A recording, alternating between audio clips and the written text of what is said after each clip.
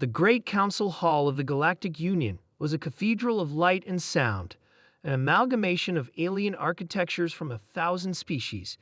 The air shimmered with the bioluminescent displays of the Carithians, while the stonework of the Lathicrons hummed with a deep, resonant energy. Today, the hall was filled to capacity, every species eager to witness the trial of Earth's most celebrated and controversial figure, Commander Alec Voss. At the center of the room stood Commander Voss, his Earth Standard uniform pristine, the insignia of his rank glinting under the Council's holographic lights.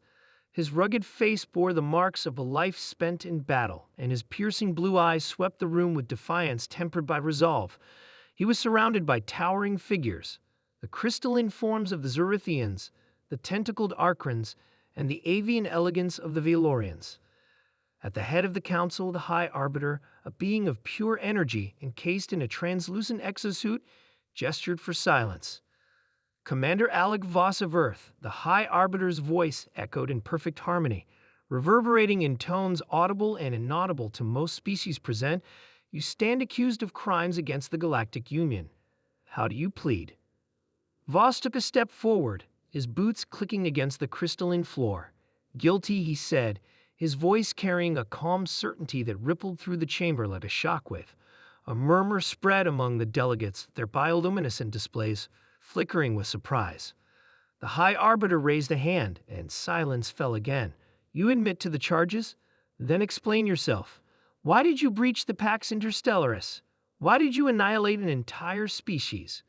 Voss's jaw tightened, and for a moment, he said nothing. Then he began, his voice steady but heavy with the weight of memory.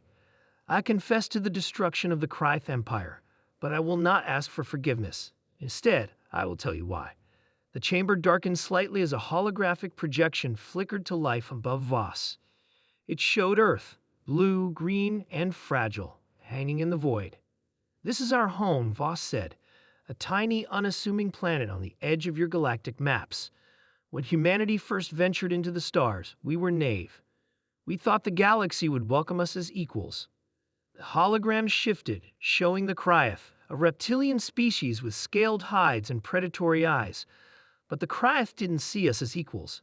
They saw us as prey. When they encountered our first colony on Proxima B, they didn't send diplomats. They sent warships.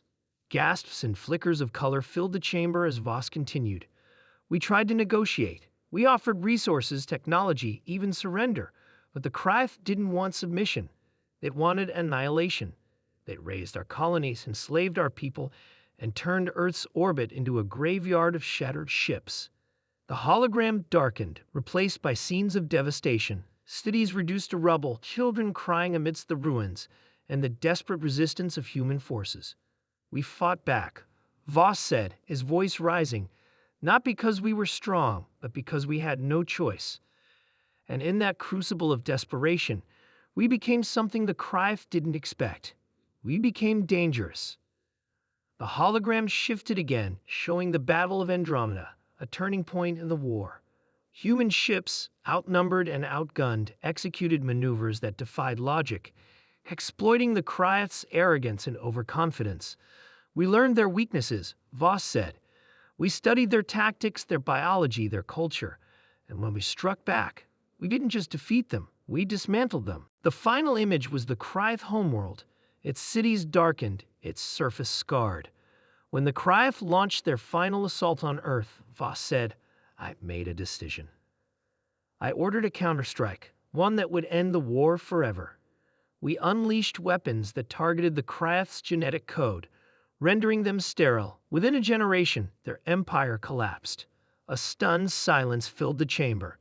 Even the High Arbiter seemed momentarily at a loss for words. Finally, it spoke. You committed genocide. Voss nodded. Yes, and if I had to, I would do it again, because the Kryth didn't leave us a choice. It would have exterminated us. The Galactic Union stood by and watched. A murmur of discomfort spread through the delegates. Voss seized the moment. Humanity's survival wasn't a crime. It was a necessity. And while you sit here in judgment, remember this. The galaxy isn't a utopia. It's a battlefield. Sometimes survival demands choices that no one should have to make. The High Arbiter's energy form flickered. And what of the future, Commander Voss? Does humanity intend to continue its path of destruction? Voss's expression softened, and for the first time, there was a hint of vulnerability in his voice. No, humanity doesn't want war. We want peace, but not at the cost of our existence. If the Galactic Union can offer us that, we'll stand with you. But if we're ever threatened again, we'll do whatever it takes to survive. The chamber erupted into debate, the delegates' voices overlapping in a cacophony of languages and tones. The High Arbiter raised its hand again, silencing the room. The council will deliberate, it said. Commander Alec Voss, you will remain in custody until a decision is reached. As Voss was led away, his head held high, he glanced back at the council. In his eyes was a challenge, not of defiance, but of determination. Humanity had proven its place in the galaxy, and now the galaxy had to decide whether it would accept them. The doors of the great council hall closed behind him, leaving the delegates to their deliberations. But one thing was certain, the story of Commander Alec Voss and the rise of humanity would echo through the stars for generations to come.